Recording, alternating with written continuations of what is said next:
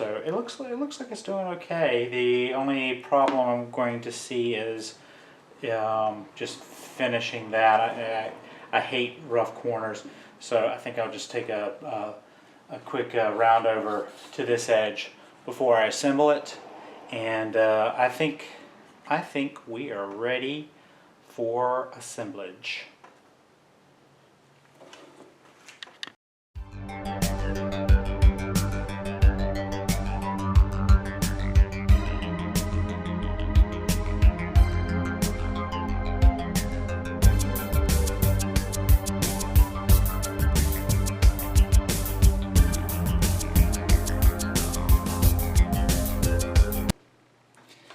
So I tried to do just a quick round over, and that was a failure because there's not enough lip for that bearing to grab, so it kind of dug into it just a little bit, and so to lower it any further, and I wouldn't have a round over. So I just decided to go ahead and just old school it with some sandpaper. All right.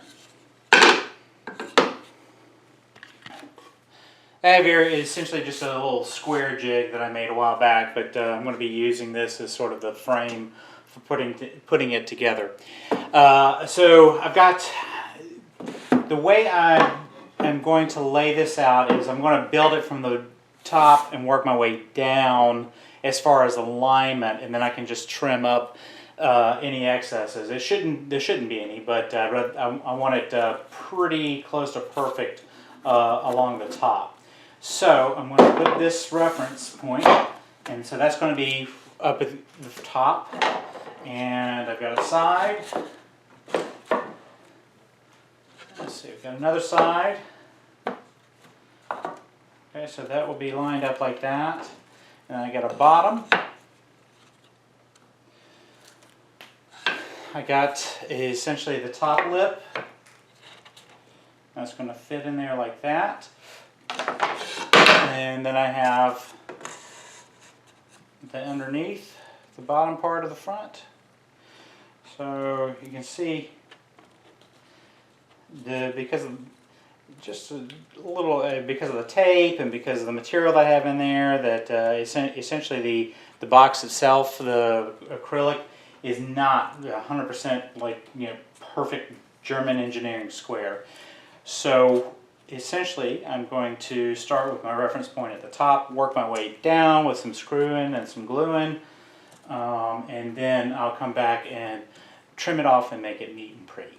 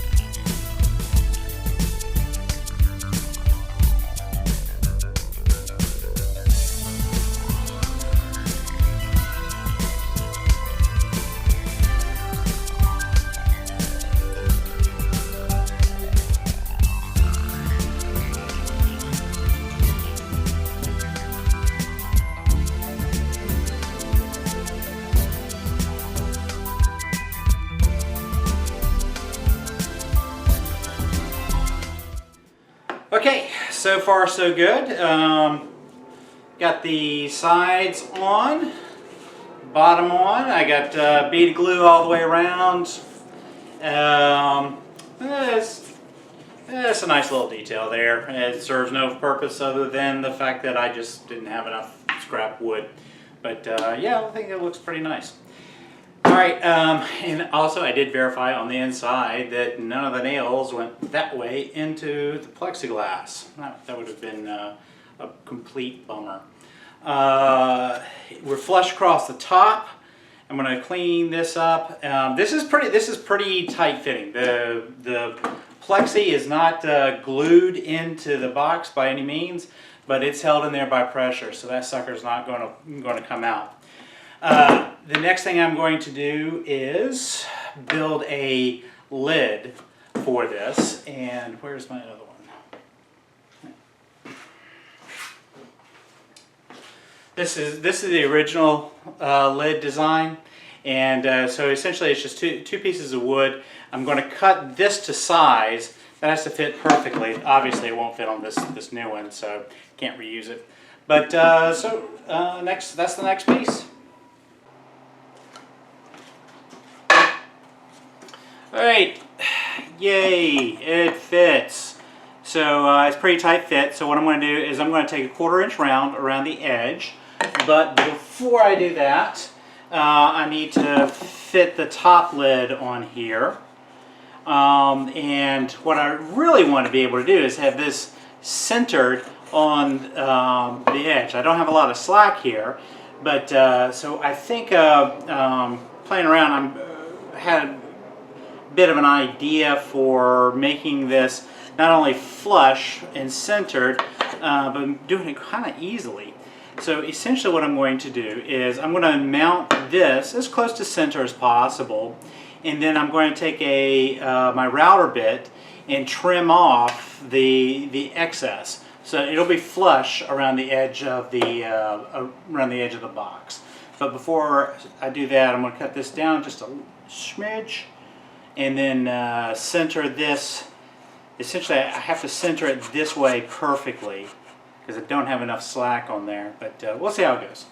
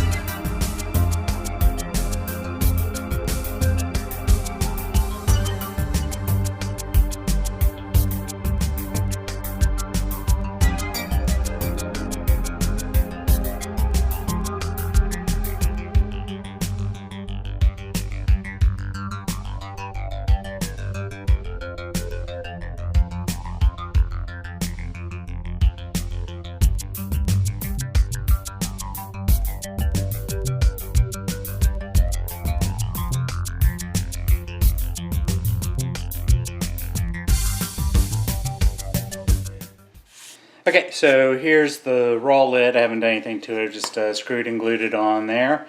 But just to give you an idea of what I'm doing here. So there, it fits in, but I've got some overhang here.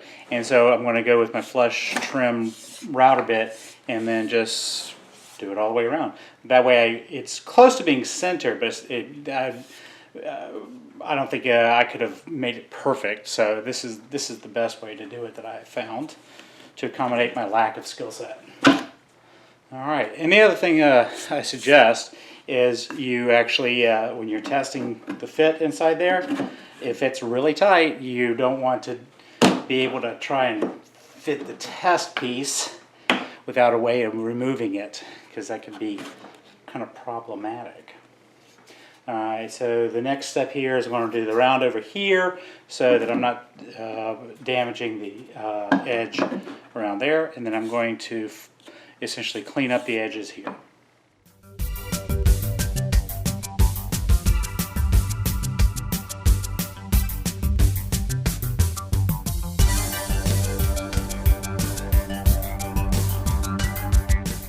All right, so this is essentially a trim cutting spiral bit, and the cool thing about this is that the bearing is on the top. So essentially,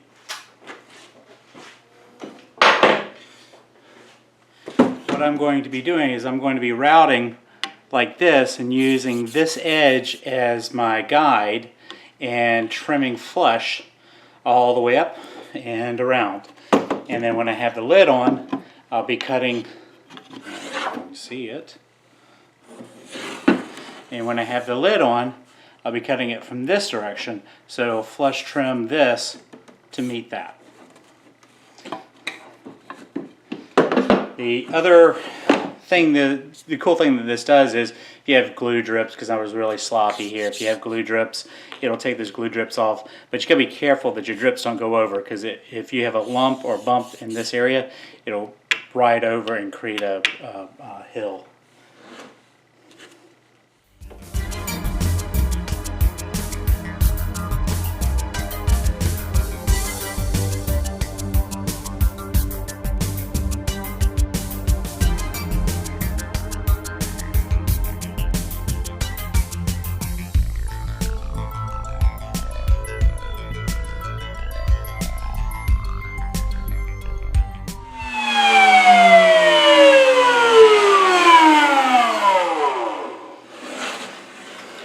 Okay, so I did a pretty decent job. I'll come back with sandpaper and clean that up, round over the edges just a bit. But you can see, yeah, I wasn't paying attention there right at the beginning, and it kind of nicked that front. I think what I'm going to do is go back to a round over, and I hate sharp corners. I always feel they're going to break off. So I think I'm going to round over the edges there. Put a handle and a latch, and for the most part, this sucker is done. I'm going to rotate you up just a bit. There you go. So here's the lid, and let's see if it fits the other way exactly. Oh, look at that! Look at that. So that lid is, there's no front and back to the lid. It fits both ways.